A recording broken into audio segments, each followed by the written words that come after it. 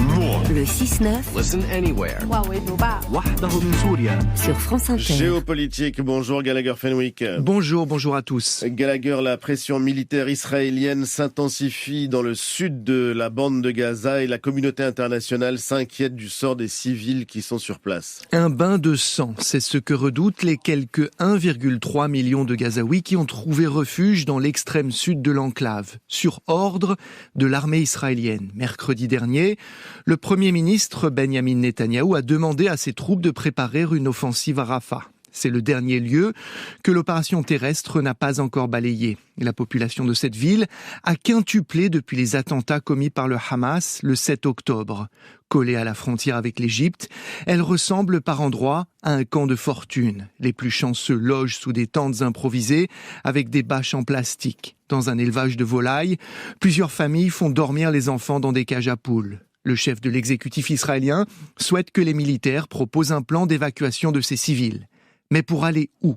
La question provoque un vent de panique. Elle tente également nettement les relations avec la communauté internationale. Et que peut-elle faire, cette communauté internationale, Gallagher ? Au sujet de Gaza, Marion, il y a comme un sentiment d'impuissance, mais teinté d'une certaine hypocrisie chez une partie de la communauté internationale. L'Égypte voisine menace de suspendre l'accord de paix historique qui la lie à Israël.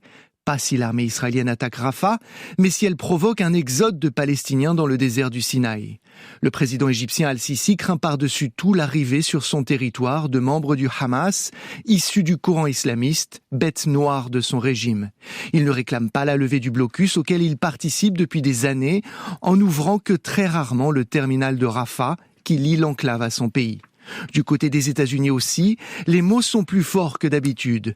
Vendredi, le président américain a dénoncé une réponse israélienne excessive, over the top, dans sa version originale, et puis il a dit ceci. Il y a beaucoup d'innocents qui meurent de faim, beaucoup d'innocents qui meurent, et cela doit cesser. Requête polie ou ordre donné à son meilleur allié au Proche-Orient. Pour l'instant, l'administration américaine ne met aucune pression crédible sur Israël. Mais quels pourraient-ils être ces moyens de pression, Gallagher ? Les armes, Marion, mais aussi l'argent et la diplomatie. L'aide financière et militaire américaine dont Israël bénéficie se compte en dizaines de milliards de dollars. Elle pourrait être soumise à des conditions liées au respect du droit international humanitaire, par exemple. Pour résoudre le conflit, le locataire de la Maison-Blanche a réitéré son adhésion à la solution à deux États. Les Américains utiliseront-ils leur veto si une résolution onusienne proposant la création d'un État palestinien est introduite ? Sur ces questions, Joe Biden est déchiré entre son ADN véritablement pro-israélien et une partie de son électorat, choqué par ses prises de position sur ce dossier. Une attaque d'ampleur contre Rafah serait dévastatrice pour les civils qui s'y trouvent, mais aussi pour les otages. Elle aurait également un coût politique élevé pour Israël, mais aussi pour ses soutiens. Plus de 4 mois de guerre ont abîmé la réputation de l'État hébreu. Il ne parvient toujours pas à remplir son premier objectif, éradiquer le Hamas. Merci Gallagher Fenwick, c'était Géopolitique.